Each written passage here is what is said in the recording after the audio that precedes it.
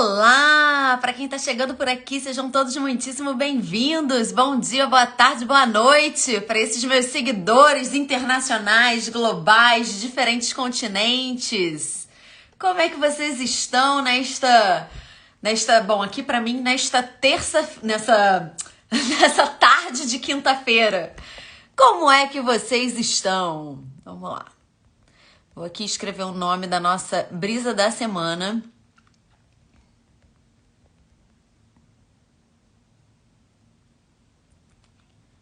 Fixar, para quem chegar depois, saber do que a gente está falando. Não fiz muito alarde sobre essa brisa da semana. Decidi o tema realmente ontem, em função impulsionada, né, empurrada por uma situação que aconteceu, por um post que eu vi. Então, quem está aqui, quem viu o anúncio desse tema, né, dessa temática que está aqui, que vai se dar bem. Porque vai saber do que a gente tem pra conversar, qual é o tema que a gente tem pra conversar, que vai conseguir absorver todo o papo interessante que vai sair daqui. Então se organize, vocês já sabem que esse é o nosso encontro marcado toda quinta-feira, às 10h30 da manhã do horário de Brasília. A gente bate esse papo aqui pra gente entender um pouco melhor sobre as relações humanas, pra gente apurar o nosso olhar sobre esse tema e pra gente, sobretudo, desenvolver a nossa inteligência social e saber estar melhor nessas relações. Feita essa breve introdução, vamos ao que interessa. Tudo bem com vocês? Tudo bem, né? Tudo bem. Tô aqui falando.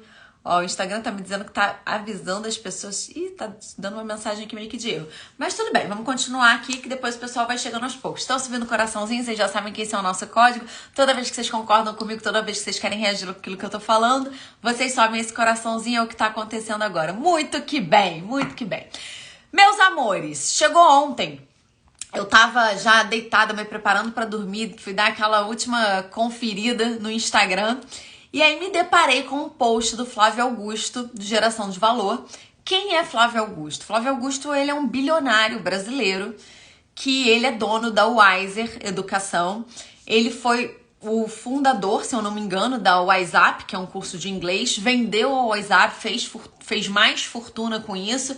Depois de um tempo recomprou a WhatsApp, ele fundou também, ou pelo menos geriu o Orlando City, que é um time de futebol de Orlando, lá onde fica Disney World, né?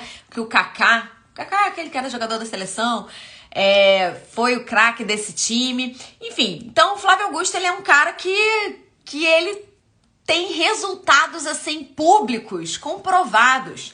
Fora isso, fora os resultados financeiros, que são esses resultados evidentes, né, que eu tô falando aqui, e ele é um cara que tá no Instagram sempre falando de negócios e respondendo a dúvida das pessoas e fomentando uma mentalidade empreendedora, uma mentalidade de assumir riscos, uma mentalidade de você pensar diferente, de você enxergar oportunidades, de você se apropriar dessas oportunidades. Fora isso, ele também é um cara, obviamente, daquilo que a gente vê, do que ele transparece, porque apesar dele ser uma pessoa pública, ele é uma pessoa muito discreta, que tem uma família bem estruturada. Flávio Augusto é casado com a Luciana, eles casaram assim, acho que, se eu não me engano, a Luciana tinha 17 para 18 anos quando eles casaram, ele também não tinha muito mais do que isso. Já estão juntos há, sei lá, uns 30 anos, tem filhos, 20, 30 anos, tem filhos, 3 ou 4 filhos, se eu não me engano, ou seja, uma família estruturada, eles moram, ele tá sempre declarando o amor dele publicamente pra ela. Se ele é um cara discreto, ela é mais discreta ainda, ela quase não aparece nas redes, mas são realmente pessoas que, se você procurar, tem muito conteúdo deles na internet, e são pessoas com uma linha de pensamento que é bem interessante, de uma fonte bem interessante pra gente beber, sabe? E aí, enfim, né, falando pra quem não sabia que quem era Flávio Augusto e tudo mais, ele é um perfil que eu acompanho aqui no Instagram. Ontem eu me deparei com um post dele que falava assim, tá aqui no meu computador: chega uma hora que é necessário retirar pessoas de sua vida. Pessoas que têm valores diferentes e que insistem em te conectar com uma fase já superada. Ou você as deixa de lado, ou ficará preso com elas no degrau de baixo. Eu simplesmente amei essa frase. Amei porque, primeiro, que ela é verdade. Segundo, que não é a primeira vez que eu tô me dando conta disso. Terceiro, que ela se conecta totalmente com o nosso tema de trabalho, com a inteligência social, com relações humanas, com saber quanto se dedicar para um vínculo e cultivar e nutrir um vínculo, e quando não é o caso, quando deixar um vínculo morrer. Mas, sobretudo, porque isso se conectou com uma conversa que eu tive com meu marido há um tempo atrás, que eu quero dividir um pouco com vocês, porque vai ajudar, eu tenho certeza que vai ser muito útil e ajudar vocês a... como é que chama? A lapidar a mentalidade de vocês. Mas antes disso, antes de eu falar dessa conversa, antes de eu explicitar no detalhe como que se deu essa conversa e quais foram os pontos dessa conversa, que eu acho que vão ser as coisas pertinentes pra gente conversar aqui, eu queria saber se vocês já ouviram essa frase. Você é a média das 5 pessoas com quem você mais convive. Alguém aqui já ouviu essa frase? Ou se não é essa, uma frase parecida? Vamos lá, sobe o coraçãozinho, se sim. Você é a média das 5 pessoas com quem você mais convive. Essa frase é atribuída ao Jim Rohn, que é um marqueteiro, um autor de livros e tudo mais, e palestrante. E ela tem fundamento. Ela tem muito fundamento. Aliás, na neurociência afetiva, a gente vai encontrar pelo menos 2 princípios que eu quero trazer aqui pra vocês antes da gente ter a conversa que a gente tem pra ter. Que a gente tem pra ter, mas é isso mesmo, né? Eu até pensei aqui que tava confusa a frase, mas é isso mesmo. O primeiro princípio é o contágio emocional, que eu vou explicar. E o segundo princípio é o espelhamento comportamental. Vamos lá. Na neurociência, nada disso aqui é novidade, tá? Esses pontos aqui eu já falei aqui outras vezes, já falei em posts, já falei em outras lives, né? De repente não com essa abordagem, mas trazendo um outro olhar. Mas vamos lá. O ser humano, ele tem uma capacidade neurofisiológica de sentir aquilo que a outra pessoa que está no mesmo ambiente que ele está sentindo. Essa é uma competência humana.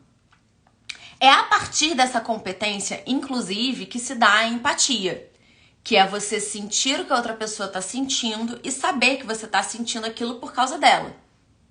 É, inclusive, por causa dessa competência que acontece a compaixão, que é você sentir que tem uma pessoa perto de você sofrendo e você se dignar a agir em prol do benefício daquela pessoa. Isso é compaixão, conceitualmente falando. Então, essa competência de sentir a mesma coisa que a outra pessoa está sentindo, mesma pessoa do ambiente, a isso a gente dá um nome de contágio emocional. A gente, né? Eu tô aqui pegando carona. Eu tô aqui repetindo. Eu não nomeei nada, eu não escrevi texto falando sobre isso, eu simplesmente fui lá, sentei e aprendi, né? Vi que já tinha gente descrevendo esse fenômeno, né? Com esse nome. E aí, gostaria, inclusive, de aproveitar esse momento para fazer esse disclaimer, porque outro dia eu ouvi uma pessoa usando um argumento contra, né? Usando um contra-argumento falando... A coisa não pode ser assim, independente do que diz a ciência, do que diz a Bíblia, do que diz o caramba 4. E ela tava meio que colocando uma postura. E eu achei curioso observar aquela contra-argumentação dela, porque me parece uma contra-argumentação muito desconectada da realidade. Veja, a ciência, por princípio, a gente sabe que sempre existem as desvirtuações, né, de tudo na vida, mas por princípio, a ciência, ela não... As palavras estão me faltando, gente.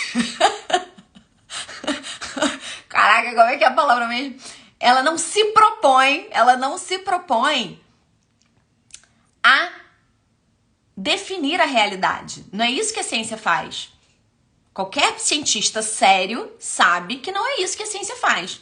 A ciência, ela se propõe a explicar a realidade, a descrever a realidade. Ou seja, ela assume que a realidade é soberana, que a realidade existe, que tem uma coisa, né, que é a existência como um todo, e aí ela começa a observar esses fenômenos, é isso que a ciência faz, ela observa esses fenômenos e ela tenta didatizar esses fenômenos e criar modelos que expliquem esses fenômenos e dar explicações para aqueles fenômenos que existem. Então a ciência, ela não se propõe a limitar a realidade, a criar uma realidade. Se tem cientista fazendo isso, tá fazendo errado, não é cientista. Por isso que, enfim, me pareceu que a pessoa que estava usando esse argumento não sabia do que ela estava falando, mas ok, não é disso que a gente está falando aqui.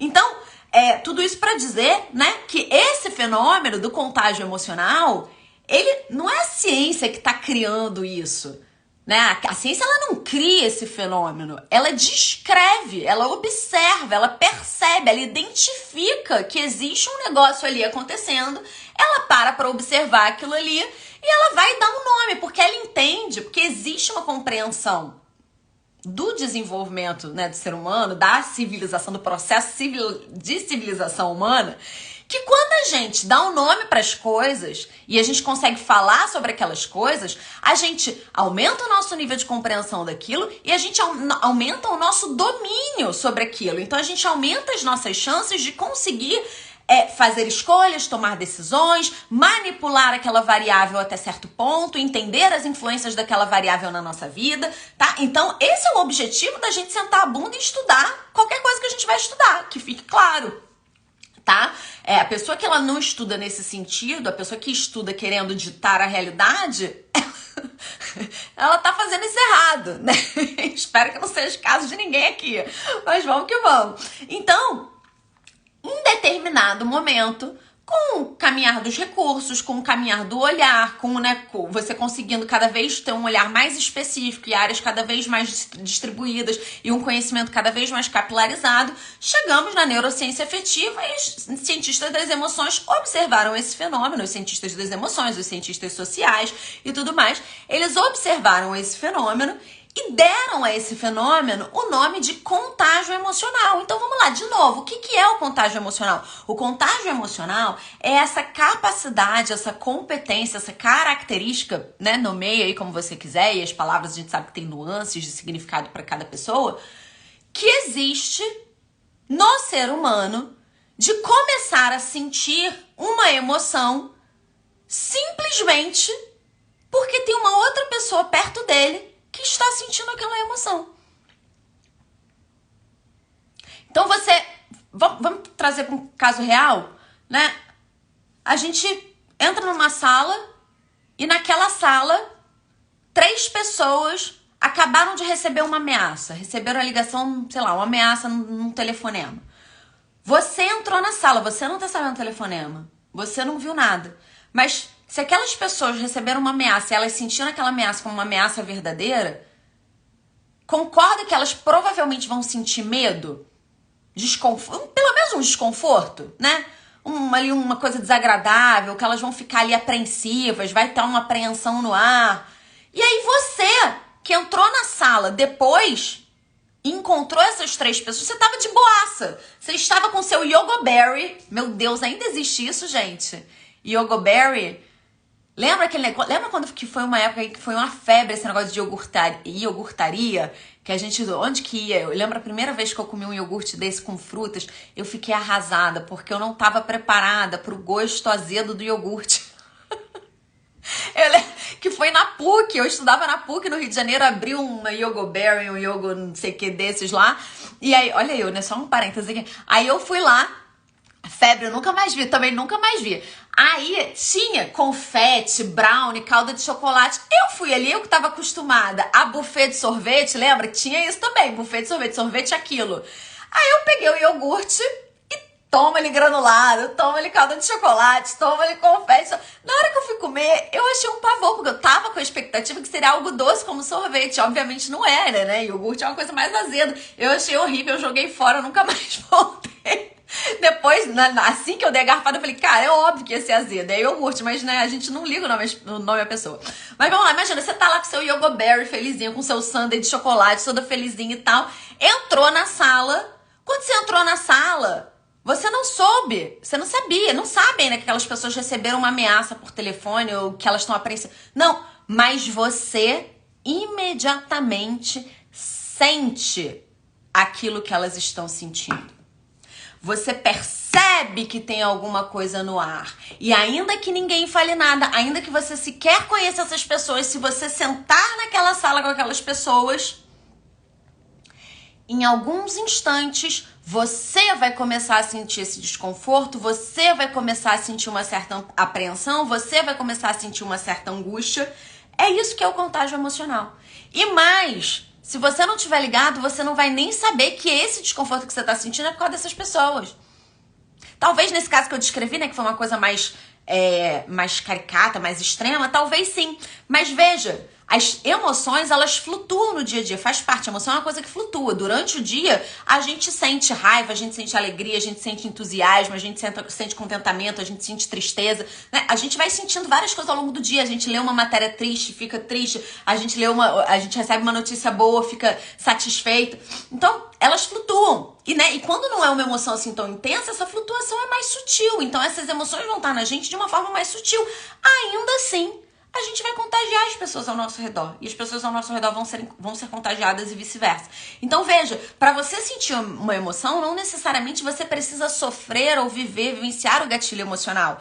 Pode ser simplesmente que você esteja diante de uma pessoa que teve um gatilho emocional, que está sentindo uma emoção, um sentimento, e, portanto, você começou a sentir isso. Esse era o primeiro ponto, esse era o primeiro fenômeno. Peraí. Uma aguinha pra garganta segurar a onda. Segundo ponto, espelhamento comportamental. O que é o espelhamento comportamental? Pegaram o contágio emocional e guardaram, né? Vamos falar agora da segunda coisa. Espelhamento comportamental. Vocês já viram aqueles vídeos? Sempre tem na internet, né? De, o exemplo... O conselho ajuda, mas o exemplo arrasta. Já ouviram umas expressões assim? Que o exemplo arrasta? Gente, eu não sou a única doida que já ouviu isso, não. Pode concordar aí comigo que vocês já ouviram isso também. Vocês sabem do que eu tô falando. Vamos lá.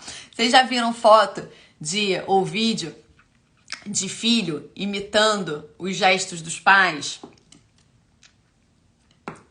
Vocês já viram um grupo de adolescentes saindo da escola, um grupo de amigas adolescentes saindo da escola, que você vê, elas parecem todas iguais? Todas têm a mesma mochila, todas têm o mesmo corte de cabelo, todas falam do mesmo jeito, todas mexem a mão do mesmo jeito, todas penteiam o cabelo do mesmo jeito. Já notaram isso? Aí se você muda de bairro, você percebe também que as pessoas daquele bairro, daquela região, elas também agem em semelhança entre elas, né?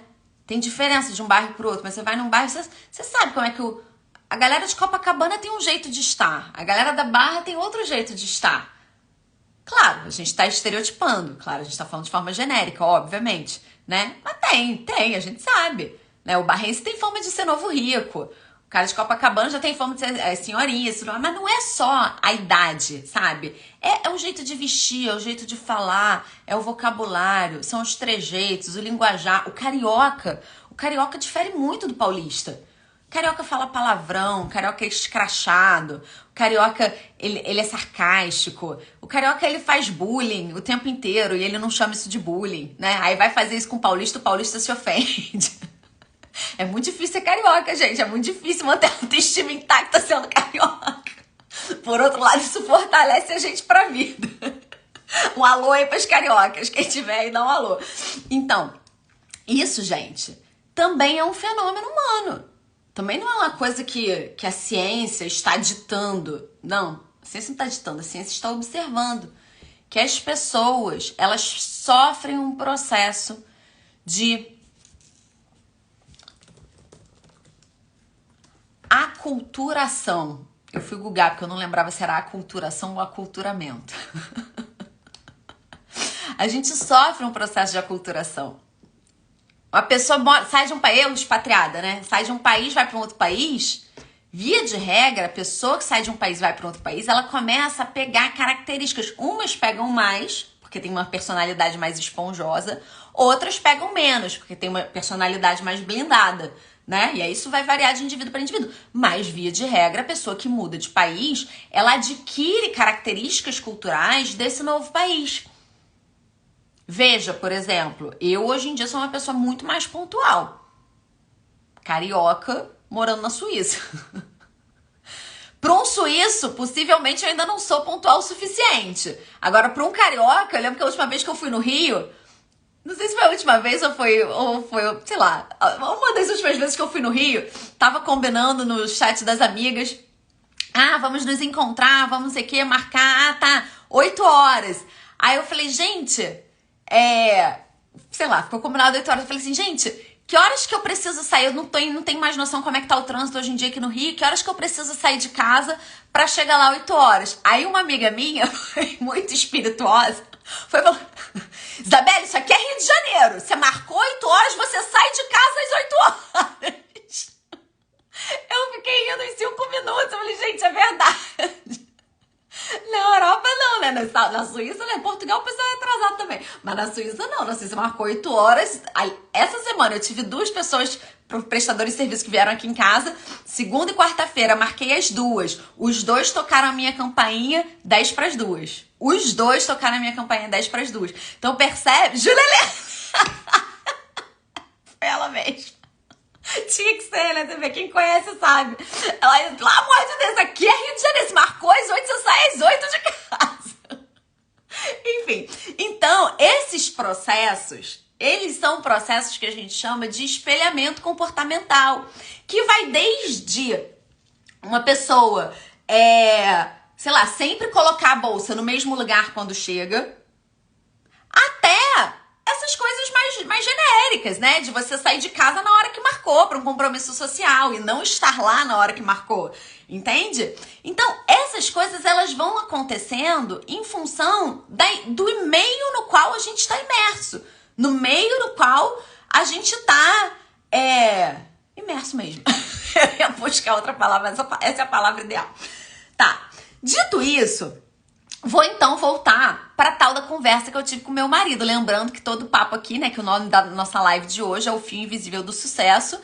Eu nem me apresentei, mas quem tá aqui, vocês já devem saber quem eu sou no meio do caminho. Enfim, eu sou Isabela Mota Figueiredo, mestre em Ciências em Emoções pelo Instituto Universitário de Lisboa, analista comportamental certificada internacionalmente e fundadora do Brisa Coaching, uma empresa que desenvolve a sua inteligência social. Então, né, vamos continuar aqui o nosso papo. Eu tava conversando com meu marido outro dia e eu tava falando pra ele: amor, eu trabalho desenvolvendo nas pessoas competências que não são competências técnicas, que no mercado elas são conhecidas como soft skills, competências suaves, né? Competências comportamentais, enfim, o nome é o que menos importa. O que isso quer dizer? E eu comecei a descrever. A gente estava dentro de uma conversa maior, né? Mas estou pegando aqui esse recorte. E eu comecei a descrever. Isso quer dizer que as pessoas, elas estudam a vida toda para adquirirem competências técnicas. E essas competências técnicas é como se fossem tecidos. Tecidos que vão fazer a roupa que uma pessoa vai vir a vestir. No entanto, se elas não conseguirem uma linha para costurar esses tecidos, para dar acabamento a esses tecidos, para dar caimento a esses tecidos, unindo um tecido ao outro, elas não vão ter uma roupa. Elas vão ficar tentando se cobrir com esses pedaços de tecido, mas o tecido por si só não gera a utilidade que ela precisa dele. Porque o tecido, ele precisa ser cozido, né? A gente precisa cozer o tecido com uma linha que vai costurando esse tecido. E essa linha é a soft skill. Essa linha são as competências que não são as competências técnicas. Essa linha, eu ouso dizer que é a mentalidade que vai fazer com que as suas competências técnicas ganhem um direcionamento acertado para você alcançar o alvo que você quer. Tá fazendo sentido essa analogia para vocês? Vamos lá. Uma pessoa, quando trabalha, ela tem objetivos. Todo mundo tem, né? Algumas pessoas têm esses objetivos, têm mais clareza sobre esses objetivos, outras pessoas têm menos clareza sobre esses objetivos, mas todo mundo tem objetivos. Todo mundo quer resultado financeiro, todo mundo quer a tranquilidade que o resultado financeiro pode proporcionar, todo mundo quer ser reconhecido de alguma forma naquela atividade que está exercendo, ser valorizado naquela atividade que está exercendo. Mas nem todo mundo sabe o que de fato precisa fazer e para onde deve direcionar aquela atividade que está exercendo para conseguir que essa atividade ganhe o senso de utilidade necessário para então ela ter o resultado financeiro, ela ser reconhecida, ela ser valorizada. Se você me diz que você sabe martelar um prego, isso não me diz nada. Agora, se você diz que você sabe martelar o prego que está faltando no pé da minha mesa, agora eu estou interessada no seu martelar de prego. Entende? A sua atividade técnica pela atividade técnica, ela não me diz nada. Agora, quando você direciona essa atividade técnica para algo que tem utilidade, aí sim a gente começa a conversar. Aí sim a coisa faz sentido. Vamos lá, que eu vou conectar, tá? Eu falei lá do post do Flávio Augusto, falei do contágio emocional, do espelhamento comportamental, tô trazendo agora essa coisa aqui da linha. Vamos lá que a gente vai concluir aqui, tudo vai fazer sentido, tá? Eu vou costurar todos esses pontos aqui, que eu não tô aqui de bobeira, não. Eu tô aqui fazendo meu dever de casa. Então, gente, vamos lá, vamos olhar para a questão do tecido. O tecido, ele é a maior parte, né? O tecido, ele é robusto. Sem o tecido, inclusive, não adianta ter a linha. Não adianta ter a linha. No entanto, é a linha que junta o tecido, uma parte do tecido no outro, para transformar o tecido em roupa, né? A linha, ela é fina, ela é delicada. Ela muitas vezes fica ali invisível, de uma forma invisível, conectando os tecidos. Por outro lado não, já falei, né? Que sem ela os tecidos não se conectam e por ser delicada desse jeito, às vezes até invisível, se ela arrebenta... Deixa eu construir a frase de novo. Por ser delicada desse jeito, ela tem que ser matéria do nosso cuidado, objeto do nosso cuidado. Ela tem que ser preservada. Porque se ela solta, se ela se desfaz, se essa linha arrebenta, você perde a função dela, você perde a conexão dos tecidos, e aí você perde a sua roupa, tá? Só para continuar aqui na analogia. Gente, então, vamos tentar traduzir isso para cá.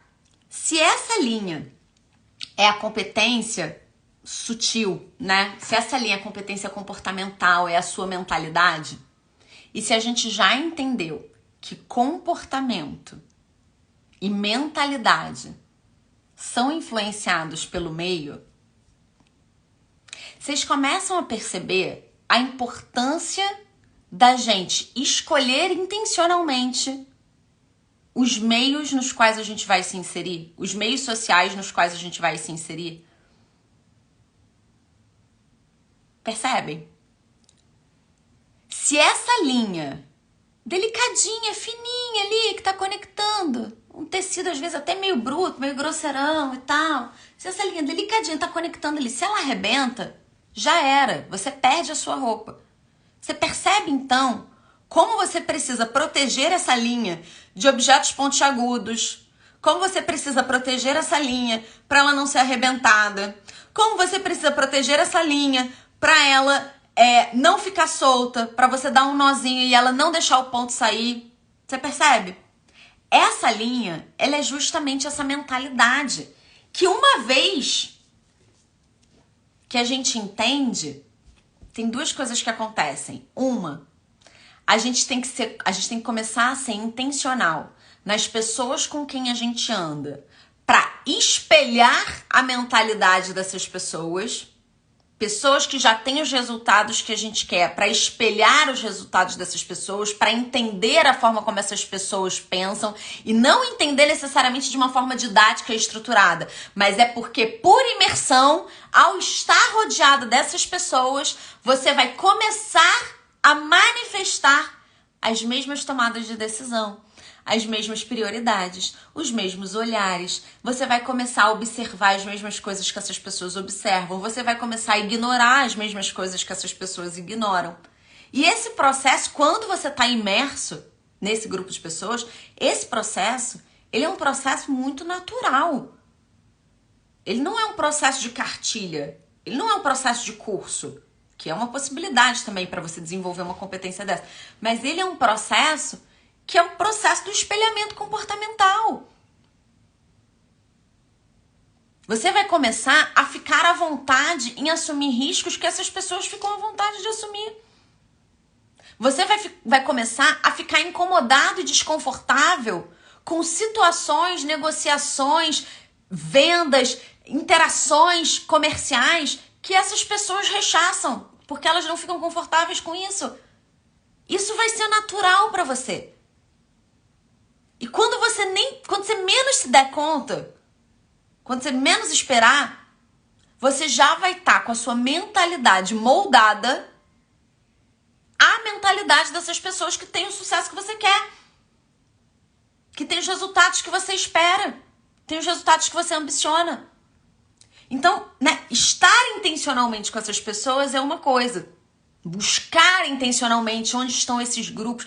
Pagar muitas vezes por networking. Networking a gente compra. Essa é uma frase do Flávio Augusto que eu já partilhei há um tempo atrás. Ele fala, networking se compra. Hoje em dia você pode entrar num curso, pode entrar numa mentoria, pode entrar numa faculdade, você pode entrar num MBA, você pode entrar num mastermind. Você paga, gente. Você não tem amigos que pensam desse jeito? Então pague para conhecer pessoas que pensem desse jeito, para estar com pessoas que pensam desse jeito. Você não quer ter resultado? Tem que investir primeiro. Então, até essa é a primeira coisa. E a segunda coisa é o que o Flávio Augusto falou nesse post de hoje, que eu li hoje aqui para vocês.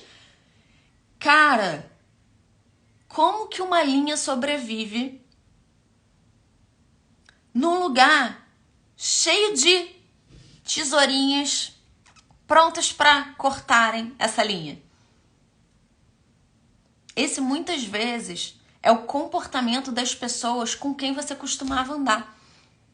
Ou que talvez você ainda ande. Pessoas que toda vez que você tenta colocar um sonho, expressar uma aspiração, falar de uma ambição sua, a pessoa vai lá e fala, volta para a realidade, bota o pé no chão, acorda, Alice. Pelo amor de Deus, o que você está falando? Pessoas cujo imaginário é tão limitado, tão corrompido, tão pequeno e pobre, que elas sequer conseguem conceber as ideias que hoje em dia já povoam o seu imaginário. As ideias que hoje em dia já povoam o seu repertório, que você já tem no seu repertório, que você já viu outras pessoas fazendo, que você já viu acontecer. Para essas pessoas que não se preocupam em ampliar o próprio repertório, não se preocupam em ler livros, em aprender, em observar quem está tendo mais sucesso, em observar quem está um passo à frente, que elas querem viver de meme e cerveja na sexta-feira. A pessoa que quer viver só disso, de meme e de cerveja, a vida para ela é uma festa, ela sequer consegue conceber algo diferente. E se você expuser a sua linha para essas pessoas, elas vão cortar a sua linha. Trazendo aqui, desfazendo a analogia. Se você tentar sustentar uma mentalidade num ambiente hostil a essa mentalidade, as chances são de que você não consiga sustentar. As chances são de que você acabe desistindo. Travou aqui? Não, travou não. As chances são de que você passe a concordar com essas pessoas. Falar, é verdade, acho que eu tô exagerando, acho que eu tô sonhando maior do que a minha perna, querendo dar um passo maior do que a minha perna, sonhando demais, né? Esses sonhos aqui, muita areia pro meu caminhão. É isso que acontece, gente. Então, é parte do processo de inteligência social reconhecer esse fio invisível do sucesso. E por que o fio invisível do sucesso? Porque a mentalidade é uma coisa que a gente não vê, a gente não toca, ela não é tangível. A gente percebe os comportamentos desdobrados de uma mentalidade. Da pessoa não ter aversão a dinheiro, da pessoa não ter raiva de rico, não ter ódio à riqueza, não ter nojo de acumular patrimônio. A gente consegue perceber isso. Não ter medo de se mostrar uma pessoa ambiciosa, não ter vergonha de vender. A gente consegue observar comportamentos. Mas esses comportamentos, eles são fruto de uma mentalidade, que é o fio invisível do sucesso. Mentalidade essa que você pode nutrir intencionalmente estando nos meios certos, ou que você pode acabar minando, matando, destruindo, se você continuar se permitindo viver relações que não fazem mais sentido para os teus objetivos e para o teu momento de vida. Esse é um processo de inteligência social, mas assim, é o beabá da inteligência social. É você saber com quem você anda. É você lembrar que você é a média das pessoas com quem você convive. E você, portanto, ser estratégico em selecionar essas pessoas. Não é porque você passou 10 anos na escola com uma pessoa e vocês eram amigas e assistiam a aula todo dia juntas e sentavam uma na carteira do lado da outra, que essa pessoa continua fazendo sentido na vida adulta. De repente não. De repente o caminho dela foi para outro lugar, de repente ela não quer crescer, de repente ela viveu situações que ela estagnou na vida e tá de boa lá. E mais, não significa que tá ruim pra ela não. De repente ela tá de boaça mesmo. Não é pra você ficar julgando ninguém. Não é pra você ficar apontando o dedo e nem tentando arrastar a pessoa junto com você. Para de ser soberbo. Cada um sabe onde tem que estar. Mas você precisa entender que essa não é mais a companhia pra você agora. Não é. E se você não entender isso, você vai ficar presa no degrau de baixo com essa pessoa. Enquanto você não se apropria disso, você fica preso no degrau de baixo com essa pessoa. Entende? Então, o fio invisível do sucesso é você conseguir limpar essas crenças que estão te prendendo onde você está. Essas limitações, esse teto de vidro que você se coloca para ganhar mais dinheiro. Essas âncoras que estão na sua vida que te impedem de fazer mais e melhor e prezar pela excelência. Gente que reclama quando você sofistica o seu vocabulário. Gente que te critica porque você faz questão de colocar uma mesa bem colocada. Gente que acha besteira você se arrumar para estar no dia a dia bem vestida. Gente, pessoas medíocres. Pessoas que se contentam com qualquer coisa. Que daqui a pouco vão estar na sarjeta comendo com um cachorro. E vão achar que tá tudo bem. Entende? Se a gente não começa a botar limites e fala, não, pô, isso aí tá bom pra ela, mas pra mim não tá não, eu quero mais. Pra mim é importante sentar-me à mesa e ter uma mesa bem colocada. Tô falando de luxo, não tô falando de luxo. Luxo também pode vir, maravilhoso, mas não tô falando de luxo. Tô falando de você ter parâmetros claros, de você sentar-se e ter uma mesa bem posta, pratos, talheres, de você saber se colocar a mesa, não comer igual um bicho, de você saber usar os talheres, usar os copos, de você acordar todo dia, pentear o cabelo, escovar o dente, vestir uma roupa que não tá furada.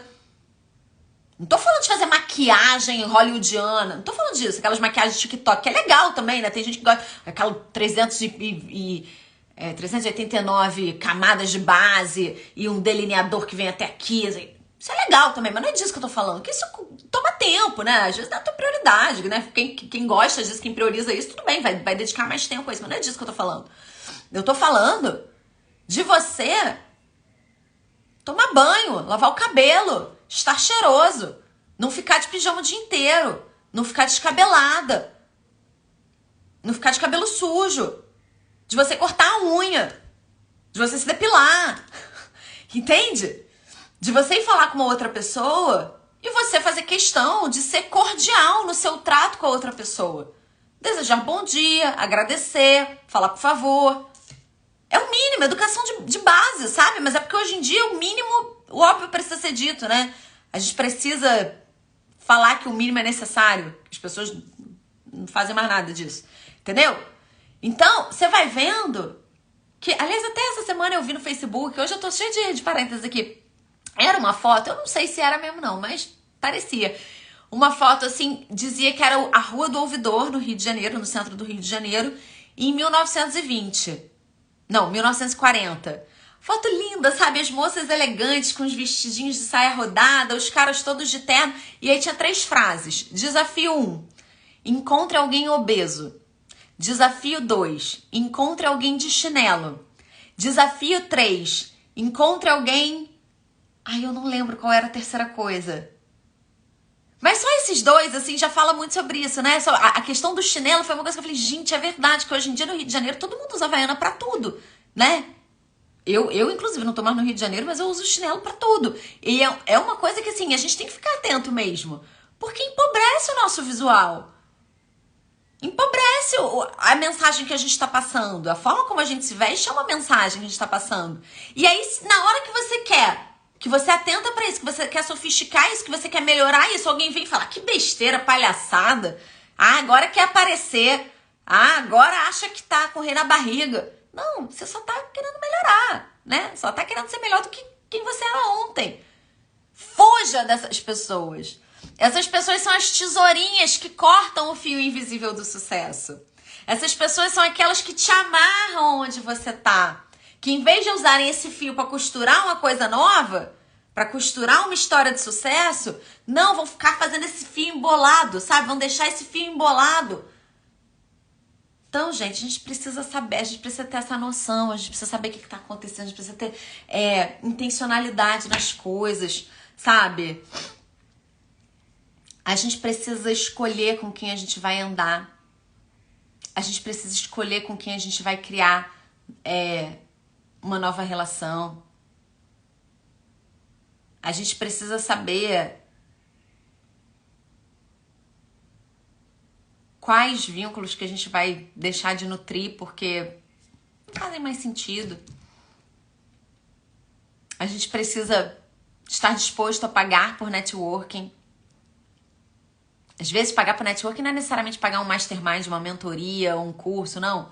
Às vezes é ir num restaurante mais nobre, diferente do que você está habituado aí, sabe? Ver e ser visto naquele restaurante. Às vezes pagar por networking é frequentar lugares, né? Não só o restaurante, mas frequentar lugares que são frequentados por pessoas com quem você gostaria de se conectar, com quem você quer se assemelhar. Tem que fazer um investimento, né? Você não quer o resultado? Tem que fazer um investimento. Claro, né? Não tô falando pra você ficar, então tá, vou viver uma vida agora, vou pra Nice com meu iate, alugar um iate e ficar indo. Não é disso que eu tô falando, né? Tô falando da gente fazer as coisas dentro da nossa realidade. Reconheça a sua realidade e vá elevando e sofisticando essa realidade pouco a pouco. Abraçando quem está no seu caminho e deixando ir, deixando ficar quem está indo para um caminho contrário. É simples, é bobo, sabe? Para mim é uma coisa muito óbvia, mas eu vejo que as pessoas têm muita dificuldade de fazer isso. Sobretudo quando tem vínculos afetivos. Elas não se sentem autorizadas. Não se sentem autorizadas a seguirem o próprio caminho. O cara cresce, casa, forma família e não se sente autorizado a deixar os irmãos para trás. Os irmãos que não quiseram aproveitar as oportunidades, que não souberam aproveitar as oportunidades, não priorizaram aproveitar as oportunidades, que não assumiram os mesmos riscos para ter as mesmas oportunidades.